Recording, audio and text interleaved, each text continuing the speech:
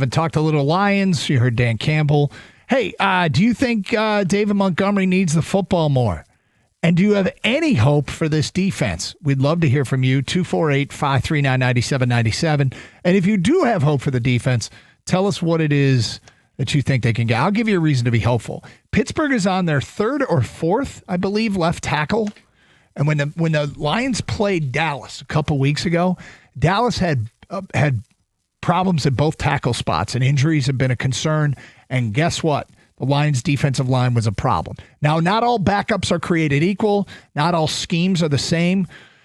And Dallas still scored 30 points. Mm-hmm. But this feels like another one of those games where El-Quadin Muhammad and Hutch could be a problem for an opposing offense. Well, you know, Doug, Hutch only has sacks against backups. Okay. Yeah. Hopefully they can take advantage of it. I mean, that's what it's all about, guys. If you're a Steeler fan, you're hoping that DK Metcalf could take advantage of a depleted Lions secondary. Sure.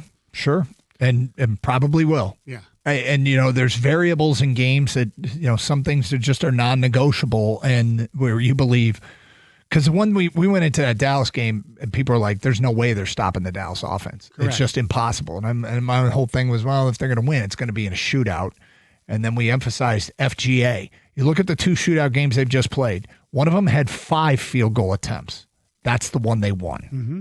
You've got to be more like that defense. And look, it helped that CeeDee Lamb got injured during the game because he was torching them, but that's part of the game. It's part of the game, and he was torturing injury-riddled secondary. Yes. So, I mean, it just, hey, maybe even things out a little bit. But, and then the David Montgomery thing, I'm not that worried about it. It doesn't sound like Dan Campbell did say, and we didn't play the soundbite for you, but he did say, look, he's a true pro. He just comes to work, does his job.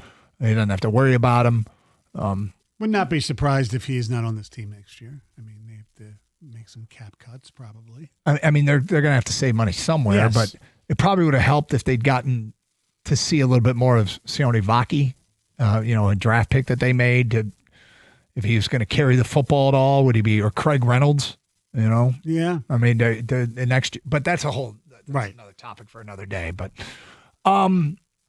anyway, 248-539-9797 if you want to continue talking Lions. If you feel like they need to get some David Montgomery touches, and do you have any hope for the defense? If so, why? From an unnamed texter, there's something missing in the Montgomery talk. It's not just about total yardage, etc. And it's not either or, because they can split Gibbs out and he can get his touches. What more Montgomery gives you is offensive rhythm and time of possession. It's true. But if the offensive line is not very good going up the middle, what he does so well he's not as productive as he has been, but he's still more productive than Gibbs going up the middle. Yeah.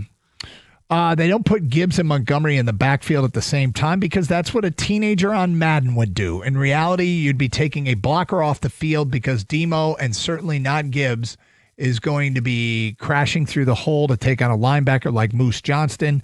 It would be insulting to even ask him to do that. Well, we're not talking about an old school I formation. No, just every once in a while do it. That's all right, here we go.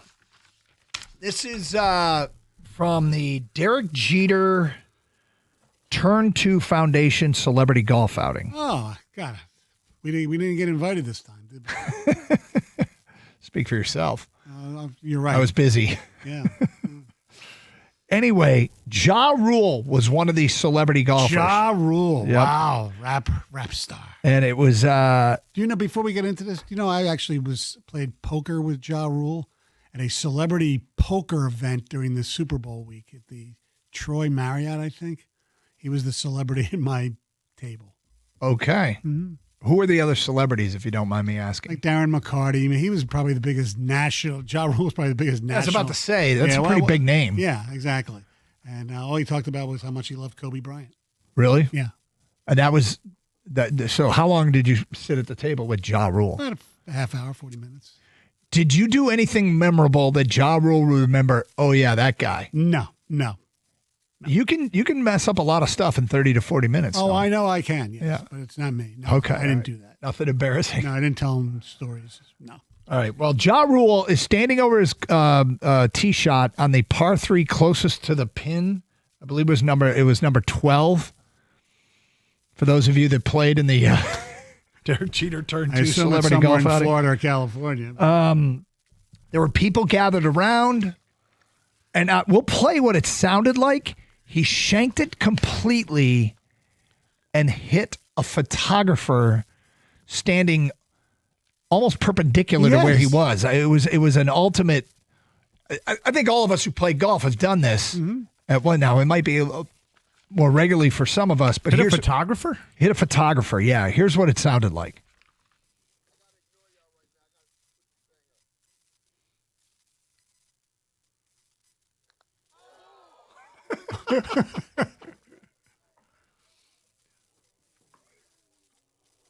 Wow. Okay, so he completely toes it, and it goes directly at and hits this photographer, and there you heard it.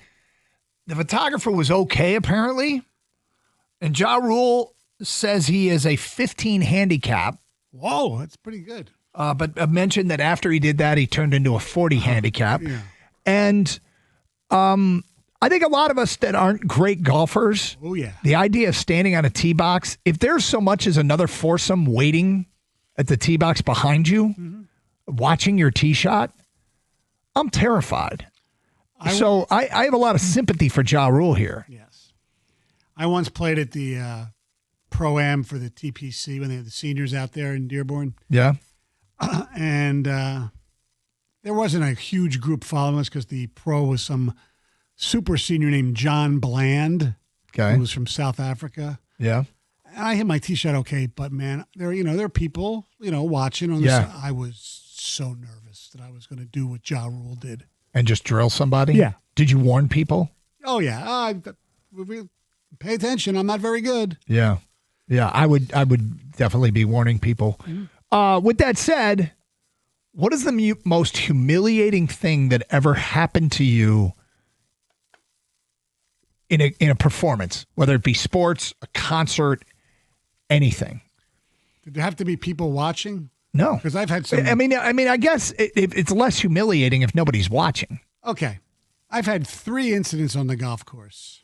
Nice. One I've talked about on this radio station before, where I was playing golf with my friend Lenny, and I was in a sand trap, and he was on the other side of the green, getting out of his car, and I scalded, or whatever word you want to use, the sand trap. So I hit a line drive, and if he didn't get his hands up, I could have killed him. Really? Yes.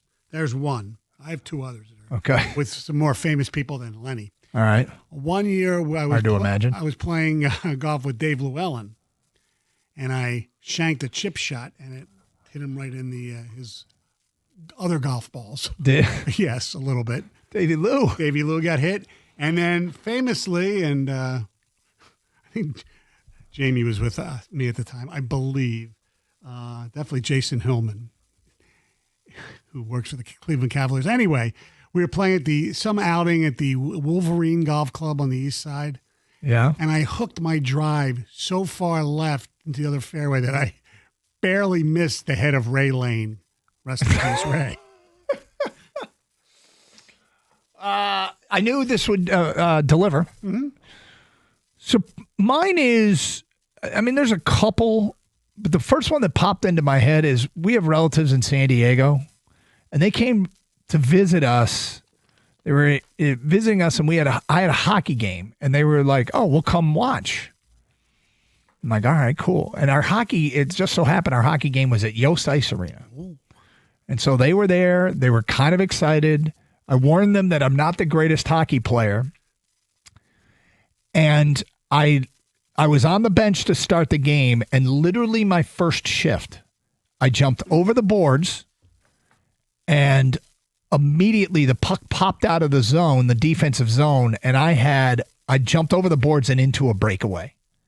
So like I am just freshly on the ice, and there's guys trying to chase me down, and I'm not particularly fast. I had to carry it like from just beyond my own blue line.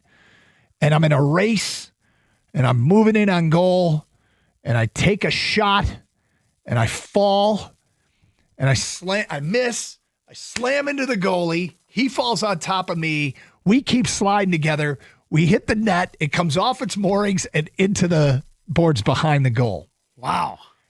That was the first thing my relatives saw me do playing hockey. Is there video? There is not video. But it's something that I'm always in danger of recreating. But that, I had one the other night that wasn't me, but it was humiliating nonetheless. We were playing in a game, and I guess some people in the league know who I am. Mm-hmm.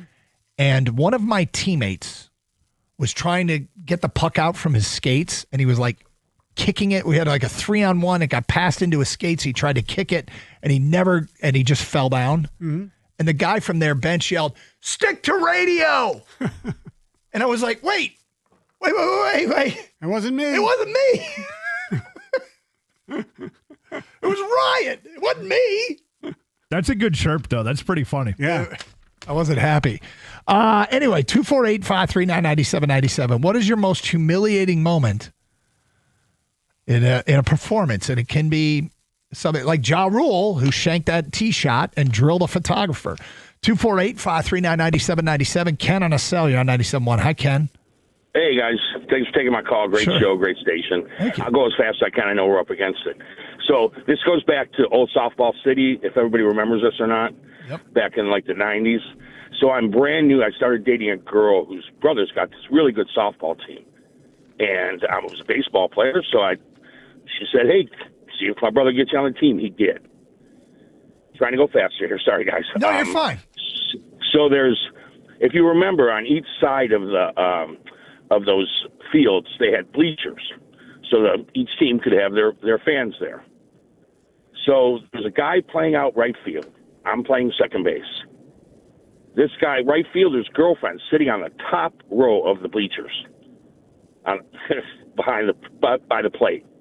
Ball's hit out to right field. Guy's trying to score from second base. Cutoff comes to me at second. I turn, trying to impress these guys as a new one, hard as I could, guys. I airmail it. And similar to Field of Dreams with the little girl, I hit his girlfriend square in the forehead, knocked her off of the bleachers. Oh, God. If you talk about being embarrassed in front of a bunch of new guys that you're trying to impress, that was my most embarrassing scene. Well, that would qualify, yes. Yes, sir. Of Well, all thanks, the guys. people Have to a great hit. day. Yeah, thank you for the phone call. 248-539-9797. When you're new on a team, on any team, if you're the new guy, rule one is try to fit in, but you don't want to embarrass yourself. Correct. And there's just a little bit of pressure to try and impress people. What's your most humiliating moment in a performance like Ja Rule shanking a tee shot and drilling a photographer in front of what looked like hundreds of people? It is Karsch and Anderson on 97.1.